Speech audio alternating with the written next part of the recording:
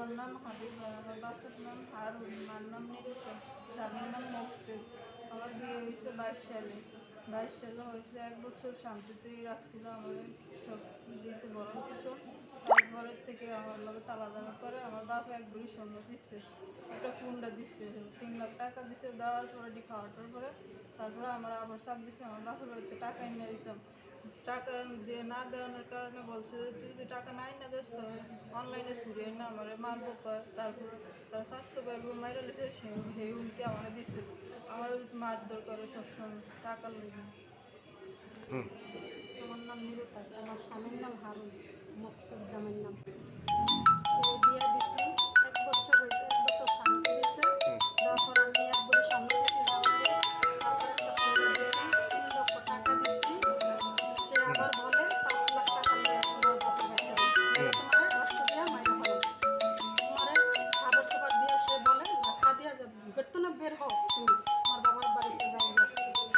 সে ঘরে মারধর করে সে বাবার বাড়ি পাঠায় দেয়। বাবার বাড়ি পাঠায় দেওয়ার পরে সে আমার বাড়িতে আইয়া 25 তারিখে আমার ঘরের মেয়ের ঠিকানার পরে গ্যাসগুলো ধরে বর্তমানে বের করে নিয়ে গেছে। বের করে দেওয়ার পরে আমি যা ধরছি, ধরার পরে সে আমারও মারছে, চুল ফাঁসায় ধইরা লাঠি যেমন বসি এমন খাবো সোফার দিয়া রইজুল্লার ঘরের সামনে লয়ে গেছে। লয়ের পরে সে বলতে আছে আমার করে মারবো ধরবো। সে 8-10 জন মানুষ আনছে। আমার নাম হলো মোহাম্মদ হারুন, আমার পরিবারের নাম হলো নিরুতাজ বেগম, আমার মেয়ের নাম হচ্ছে হাবিবা, জামার নাম হলো মকসুদ। পূর্বিলিশা চরানন্দ 6 নং ওয়ার্ড। ওর মকসুদের কাছে ইসলামী আইন অনুসারে তার কাছে আমার মেয়ে বিয়ে দিয়েছে 2022 সালে। 22 সালে মায়ের বিয়ে দেওয়ার পরে ওই মেয়েটা 1 বছর মোটামুটি শান্তিতে ছিল। 1 বছর পরে আমার মেয়েরে চাপ দিছে যে তোর বাবারকে আমার হুন্ডা দিত। তখন আমি কি করুম, বাধ্যমূলক আমার কতটুকু জমি আছে আমি বেচছে 2.5 লক্ষ টাকা দিয়ে হুন্ডা কিনে দিছি।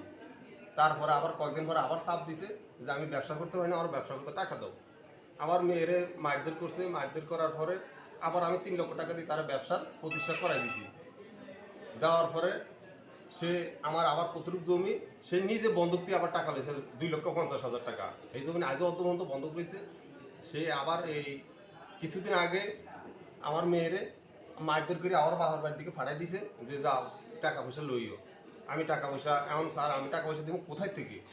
ওই আমার মেয়েটার বারবার ইয়ে করছে, আমার ওটা হুমকিতে বলতে আছে 60 সালে আমার ভাই বউ মারিয়া লেছে কী করছে, আমার কেউ কিছু করতে পারে?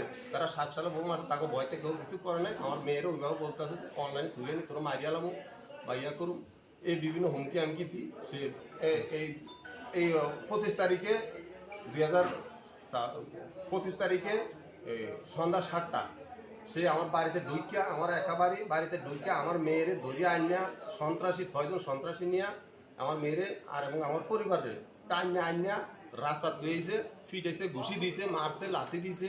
আমার মেয়ে বুকে ব্যথা পাইছে, পেটে ব্যথা, মাজাত লাথি দিছে।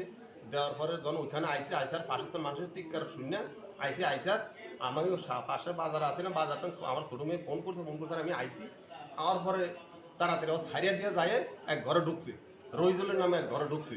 ঢোকার পরে সে হেনে হুমকি আমকি দিতে আছে, মারবো ফিটাইবো। অজ্ঞান অবস্থা মেয়ে আমার ওয়াইফ অজ্ঞান অবস্থা রোডে ফরিয়া রয়েছে। ফরিয়া থাকার পরে শেষে আমি ওই চলে শেষে আমি স্থানীয় সহযোগিতা নিয়ে আমি ওসি স্যারের জানাইছি, দেখাইছি আমার ওয়াইফের মেয়েরে দেখাইছি।